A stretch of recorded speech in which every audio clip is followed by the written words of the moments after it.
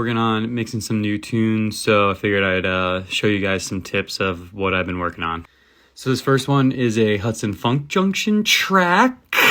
What I've been doing is really going back and making sure all my gain staging is correct, because I know a lot of people just like to clip the hell out of things, but as I've gotten more into mastering, I realized that when everything's clipped in that sort of way, it just causes so many more artifacts. And while you might still clip it at the end, I think it's still better to have all your tracks on the lower part of everything not clipped.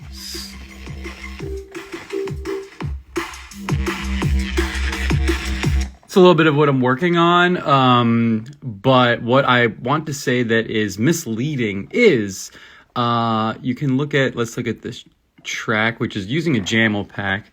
Shout out to Jamel. And so at the beginning of this track, we can look. Now, what you have to do is use a U-lean meter on every track, because if I play this track, you can see that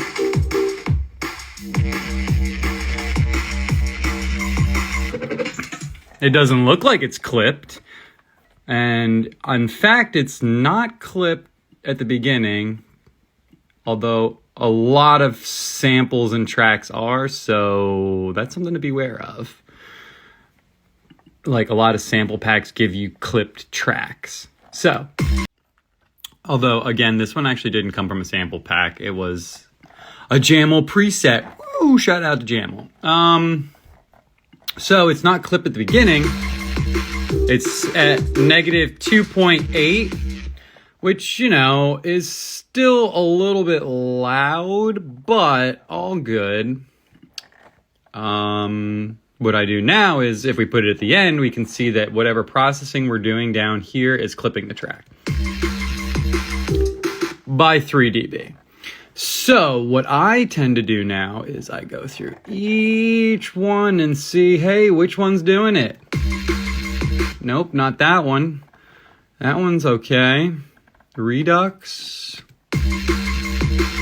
Nope, still about the same, but I bet you this compressor's probably doing something. Compressed room reverb. Aha! We found where... Oh, right. So I think I found the solution, which is I opened up the whole thing, and let's just turn the whole rack volume down as to not mess with anything besides the overall volume. So...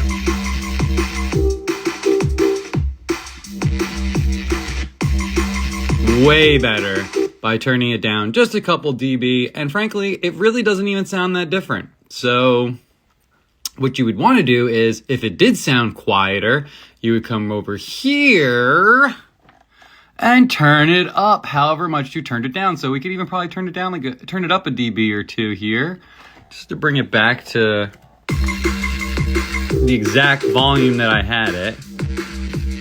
But we want to keep checking all of this, because what the hell? Ah, it's still clipped.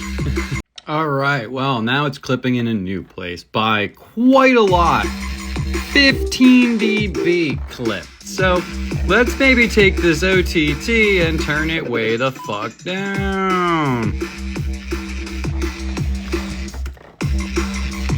All right, now we're back at 4.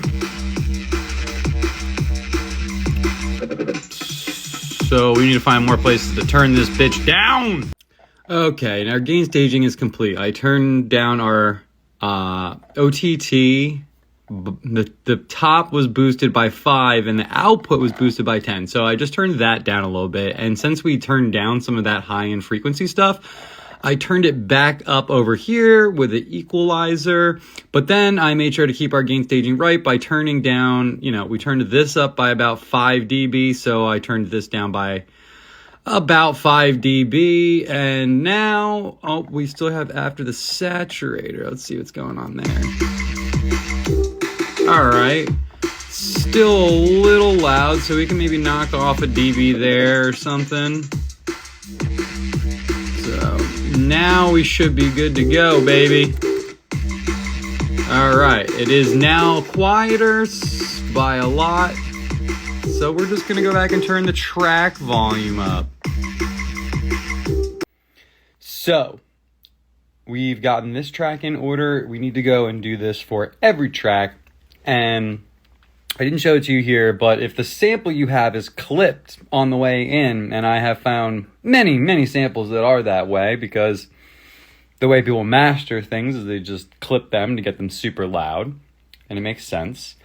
But you just turn the clip volume down by however much it's clipping, and maybe a little bit more to give you a little headroom. Now, to get everything loud at the end, you want your mix to not be clipping, in my opinion.